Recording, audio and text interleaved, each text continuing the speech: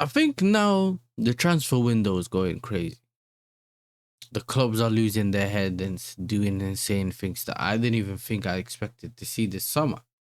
I genuinely didn't expected some of this. Obviously, people are always gonna blame a certain team.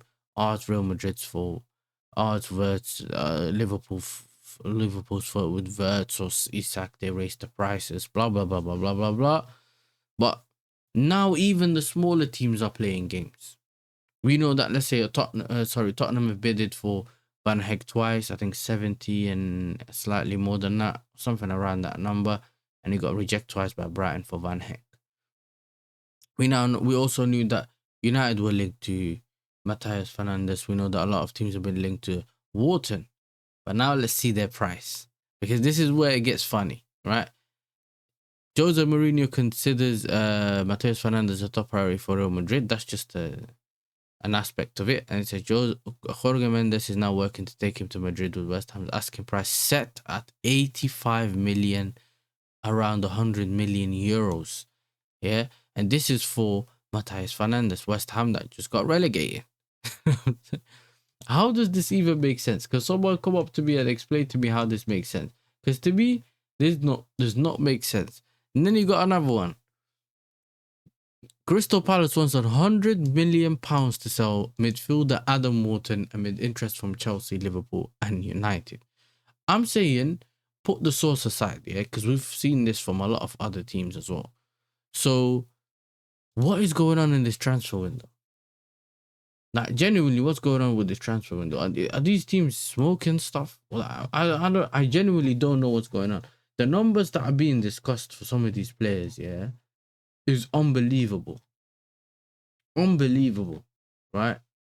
And it's something that I just don't understand why it's happening in it. Like, I understand that some teams are going to try to get as much as they can for their player, but it genuinely just doesn't make sense to me. You know what I mean? Like, why would you spend so much money on a player that he don't even know what he's gonna do?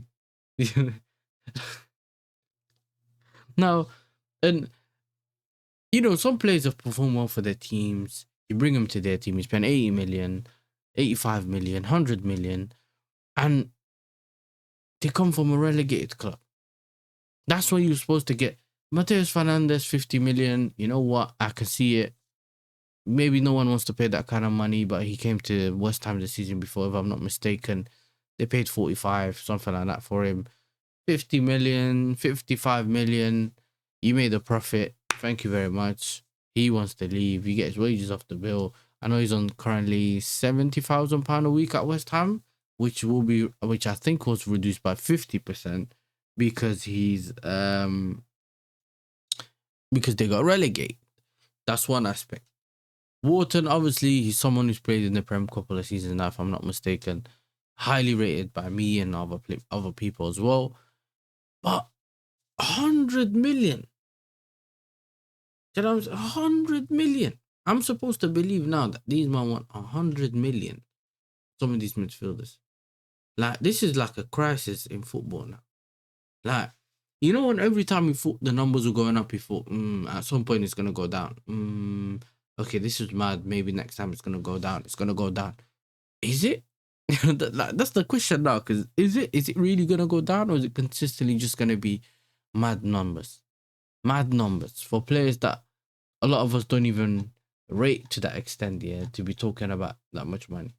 Like, genuinely, the money involved in some of these people is crazy.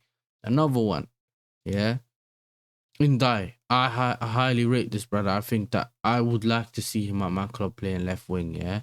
I know City joined United, Liverpool, and Tottenham in monitoring Iliman Ndiaye.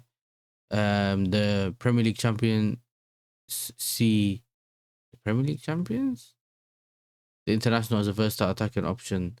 They're not the Premier League champions. Okay, whatever. Capable of operating both out wide and through the middle. Ndiaye is said to be open to the switch despite no assurances over regular starting play opportunities. Everton remain under no immediate pressure to sell. The asking price 70 million. Do you know what I mean?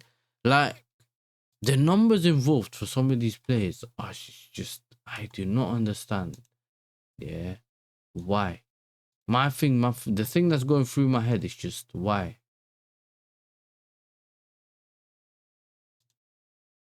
So I don't know if this is just start high and see where the money ends up, because I think um because you got another player here, Mr. Alex Scott. Bournemouth are keen to tie Alex Scott down to a new contract with his current term expiring in 2028. They would be open to including a release clause in any new contract for 75 million. It's believed if a United bid came in for him this summer, then 60 million would be enough. And this is obviously the source from here is The Athletic. So, what do you want me to say? Like, I'm looking and I'm looking at this and I'm thinking, yeah, this is just wild. Every person or every player that I'm seeing around is just it's just crazy. Every player that I'm looking at, I'm thinking, we could get him. Oh, he looks like a good player. 70 million. So it's 70 million, the new 40 million now. Because some of these players are now saying no. Some of these clubs are now saying no, 80 million, no, 100 million. All these things to me don't make sense. You know what I'm saying? And this is not a good look on the transfer window. I know that some of these clubs, want to keep some of their best players. And I understand that. You know what I'm saying? But I think at the same time, you're looking at a lot of clubs now having more financial power in it. So it's not like you can go as one of the top 6 clubs and go bully the mid-table clubs or the relegation level clubs and stuff like that. Threaten clubs. So it is a crazy thing. It's a crazy thing. Let me know what you guys think about, currently. It's been quiet.